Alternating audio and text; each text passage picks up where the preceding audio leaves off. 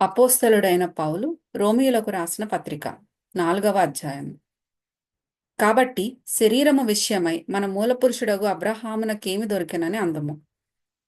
అబ్రహాము క్రియల మూలముగా నీతిమంతుడని తీర్చబడిన ఎడల అతనికి అతిశయ కారణము కలుగును గాని అది దేవుని ఎదుట కలుగదు.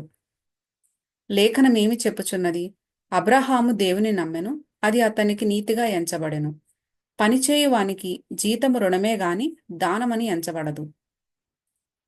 పనిచేయక భక్తిహీనుని నీతిమంతునిగా తీర్చువాని అందు విశ్వాసముంచువానికి వాని విశ్వాసము నీతిగా ఎంచబడుచున్నది.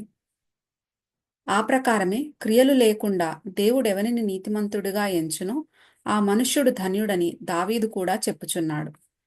ఎలాగనగా తన అతిక్రమములకు పరిహారము నొందినవాడు, తన పాపమునకు ప్రాయశ్చిత్తము నొందినవాడు ధన్యుడు. ప్రభువు చేత నిర్దోషి అని ఎంచబడినవాడు ధన్యుడు.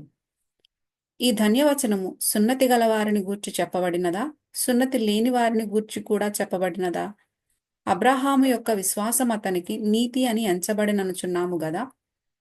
మంచిది. అది ఏ స్థితి అందు ఎంచబడెను? సున్నతి కలిగి ఉండినప్పుడా, సున్నతి లేనప్పుడా? సున్నతి కలిగి ఉండినప్పుడు కాదు, సున్నతి లేనప్పుడే.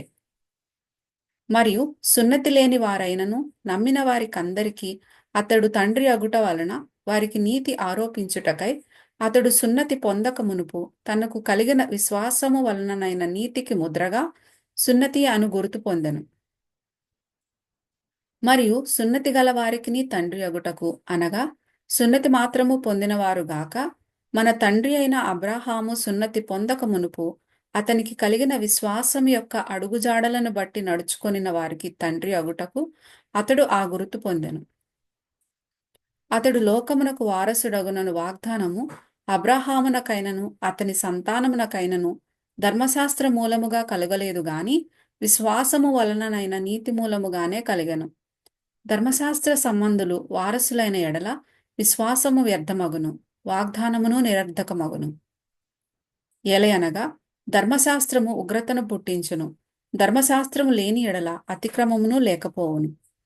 ఈ హేతువు చేతను ఆ వాగ్దానమును యావత్ సంతతికి అనగా ధర్మశాస్త్రము గలవారికి మాత్రము కాక అబ్రహామునకున్నట్టి విశ్వాసము గలవారికి కూడా దృఢము కావలెనని కృపననుసరించినదై ఉండునట్లు అది విశ్వాసమూలమైనదాయను.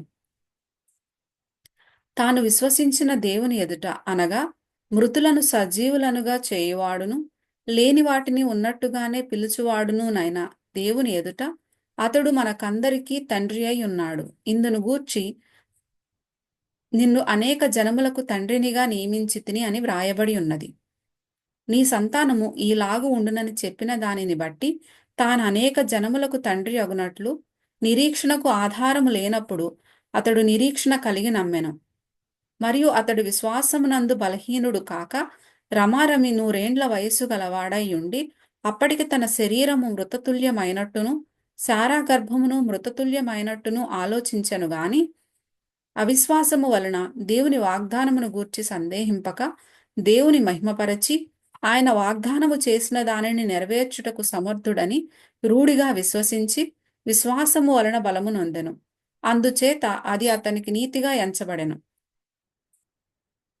అది అతనికి ఎంచబడినని అతని నిమిత్తము మాత్రమే కాదు గాని మన ప్రభువైన యేసును మృతులలో నుండి లేపిన వాని యందు విశ్వాసముంచిన మనకును ఎంచబడునని మన నిమిత్తము కూడా వ్రాయబడెను. ఆయన మన అపరాధముల నిమిత్తము అప్పగింపబడి మనము నీతిమంతులముగా తీర్చబడుటకై లేపబడెను.